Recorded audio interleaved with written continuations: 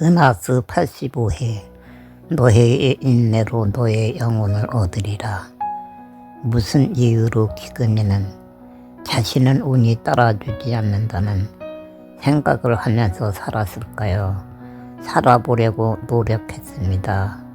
그러나 성인이 되어도 할 수 있는 일이 없었습니다. 왜 우리 가족 중에 나만 불구자가 된 것일까? 나만 나쁜 운명을 타고 태어났고 나만 재수가 옴붙은 인생이 된 것일까 하는 생각에 고민하며 자신을 원망했습니다. 손님이 와서 따돌림 당할 때마다 세상을 원망하고 가족을 미워했습니다. 자신을 왜 원망한 것일까요? 자신을 까뒤집어 보아도 백회 중에 어느 부분도 마음에 드는 곳은 없었기 때문입니다.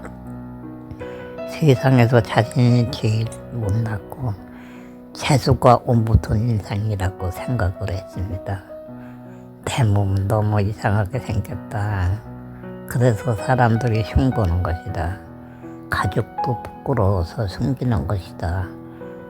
팔, 다리를 모두 버리고 싶다. 왜 나는 요 모양 요 꼴로 생긴 것일까 하는 생각에 온종일 원망하는 날도 있었습니다. 아무도 모르게 세상에서 사라지고 싶을 때도 있었습니다. 때로는 소리지게 울기도 했습니다. 잘못 태어난 운명이여 팔자라는 생각에 남 모르게 울고 한 것입니다. 때로는 어른들이 누가 잘 되고 잘못됐는지 사람 팔자는 두고 볼 일이다 하고 말을 했습니다. 그 말을 들을 때마다 참 좋은 말이다. 그래, 부지런히 살면은 팔자가 달라질지도 모른다 하는 생각에 희망을 안고 할 일을 찾아보기도 했지만 할 수 있는 일은 아무것도 없었습니다. 혹시 나도 열심히 살면은 부자가 되지 않을까? 아니, 살아갈 수 있는 길이 열리지 않을까? 하는 생각에 팔자를 뒤집어 보려고 노력했지만 미래는 보이지 않았습니다. 저 사람은 법 없어도 살 사람인데 늘 고생만 한다 하고 손가락질 받는 사람도 있습니다. 사람 팔자는 두고 볼 일이다. 저 사람은 늘 부지런하고 정직하게 살고 있으니까 언젠가는 부자가 될 것이다.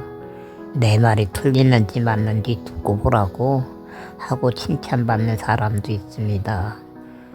그러나 손가락질 받는 사람도 칭찬을 받는 사람도 부자 되는 사람을 본 적은 없습니다. 그 당시에 농부님들 열심히 살았습니다. 문제는 부유한 가정은 늘 부유했고 궁핍한 가정은 늘 가난했습니다. 그 모습을 보면서 살아온 기근이 어떻게 사는 것이 부자인지 이해가 되지 않았습니다. 기근이가 생각하는 부자의 기준, 논밭이 많고 쌀 100곡을 많이 가지고 있는 가정입니다. 동네를 떠나본 적이 없기에 한마디로 말해서 우물안 개구리 인생입니다. 은행에 저축하고 큰 집에서 사는 사람이 부자이고 단칸방에서 옹기종기 모여서 사는 사람이 궁핍한 가정이라는 것을 모릅니다. 기근이 소식적부터 말을 잘했습니다. 자신의 말이 맞는다고 때로는 말다툼을 했습니다. 그러나 인정받은 적은 없고 꾸중을 들었습니다. 왜 말다툼을 한 것일까요? 자신의 말이 맞는 것 같은데 상대방은 인정해 주지 않았습니다. 상대방은 아니라고 했습니다. 머리에 피도 마르지 않은 것이 왜 이렇게 말이 많아 하고 하는 말을 들었습니다. 누구와 말다툼을 한 것일까요? 때로는 누님과 대화를 했는데 서로 자기 말이 맞는다고 주장하다가 누님이 어린 것이 까분다고 꾸지람을 한 것입니다. 재수 없는 운명을 타고 태어났다고 늘 자신을 한탄하는 기근이 사람은 정말로 운명을 타고 태어나는 것일까요? 아닙니다. 점쟁이들이 관상 보는 사람들이 하는 말입니다. 복 없이 생겨도 잘 사는 사람이 있고 복받게 생겨도 가난한 사람이 있습니다. 개미의 삶을 사는 사람은 돈이 있고 배짱의 삶을 사는 사람은 돈이 없습니다. 복받게 생겼다는 말을 들어도 노력하지 않으면 노숙자가 됩니다. 하나님의 자녀는 인상 중요하지 않습니다. 믿음과 인내가 중요합니다. 누가복음 21장 18절에 너의 인내로 영혼을 얻으리라 하고 말씀합니다. 인내하는 믿음, 영혼이 구원받습니다. 하나님의 자녀, 부지런한 삶을 살아야 합니다. 잠언 6장 6절에 게으른 자여 개미에게로 가서 그 하는 것을 보고 지혜를 얻으라 하고 말씀합니다. 왕도 없고 인도자도 없지만 개미는 열심히 일합니다. 사람은 어떠한가요? 개미보다 부지런한 사람도 있습니다. 문제는 생각이 많고 욕심이 많습니다. 고민도 많고 꾀도 많습니다. 사람이 하늘 땅 바다를 지배하고 살아가지만 욕심꾸러기가 되어버리고 말았습니다.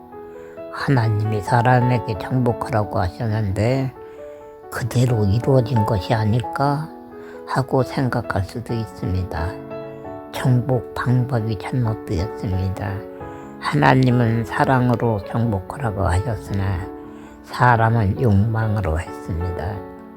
사람은 동식물을 사랑으로 보지 않고 재물로 보았습니다. 목장, 양돈, 양계장이 있습니다. 과일, 채소, 꽃이 대량으로 재배됩니다. 바다 고기 양육합니다. 돈을 벌려고 사람들이 직업으로 선택한 것입니다.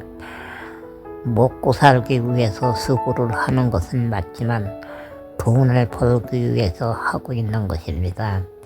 모든 분야가 이로운 척만 있는 것이 아닙니다. 과다하여 문제가 생기고 있습니다. 전염병으로 가격 저하로 실패하여 한숨 짓는 시대입니다. 애완용을 사람보다 더 좋아하는 시대가 되어가고 있습니다. 사랑과 사랑 관계는 좋은가요? 남자 여자가 사랑으로 사랑의 열매를 맺기도 하지만 사랑이 잔혹으로 변하기도 합니다. 애착중으로 남자가 여자를 겁박하고 폭행합니다. 여자가 남자를 겁박하는 시대이기도 합니다. 우울증으로 자신이 스스로 죽어가기도 하는 시대입니다. 예수님 사랑은 영원 사랑입니다. 그러나 사람들은 자신도 사랑하지 못하면서 살아가는 세상이 되었습니다. 어떻게 하면 문제를 풀어나갈 수 있을까요? 교육 방식을 바꾸어야 합니다. 성공하기 위하여 배우는 학문이 아니라 사람이 되기 위해서 가정교육, 학교교육을 사랑교육으로 바꾸어야 합니다. 사람 사랑이 왜 죽은 사랑으로 변화가 되어가고 있는 것일까요? 소식적부터 가정에서 학교에서 배우고 있기 때문입니다. 배우고 또 배워도 만족할 수 없는 교육이 아이들의 마음을 억눌러서 압박감으로 병들게 합니다. 세상을 거부하는 시대가 되었습니다. 어떻게 하면 하나님 사랑을 찾을 수 있을까요? 인내와 믿음의 삶을 살 수 있도록 만들 수 있을까요? 교회가 변화되어야 합니다. 목회자 성도가 변화되어야 합니다. 예수님은 이웃을 내 몸과 같이 사랑하라고 하셨지만 헌금이 모두 교회를 위하여 목회자와 교인을 위하여 쓰이고 있습니다. 세상 사람들에게 보여줄 것이 아무것도 없습니다. 누가복음 3장 11절에 대답하여 가로되 옷 2벌 있는 자는 옷 없는 자에게 나누어 줄 것이요 먹을 것이 없는 자도 그렇게 할 것이니라 하고 말씀합니다. 우리는 기도의 삶을 살지만 실천은 하지 못하고 있습니다. 욕심이 나를 지배하고 있습니다. 방법이 있습니다. 헌금의 10분의 1을 선교 구제로 사용하는 일입니다. 교회의 헌금 하나님의 것입니다. 말로만 이웃사랑, 하나님 사랑이라고 하지 말고 10분의 1을 나누는 사랑이 하나님 사랑입니다. 한국이 변하고 세상의 변화가 올 것입니다. 말은 누구나 다 할 수 있다. 그러나 실행은 어려운 것이 현실이다. 그러면 전도사님은 그렇게 하고 있나요? 하고 질문하고 싶은 분도 계실 것입니다. 자랑이 아닙니다. 노력하고 있습니다. 아니, 하고 있습니다. 86기에 계속됩니다.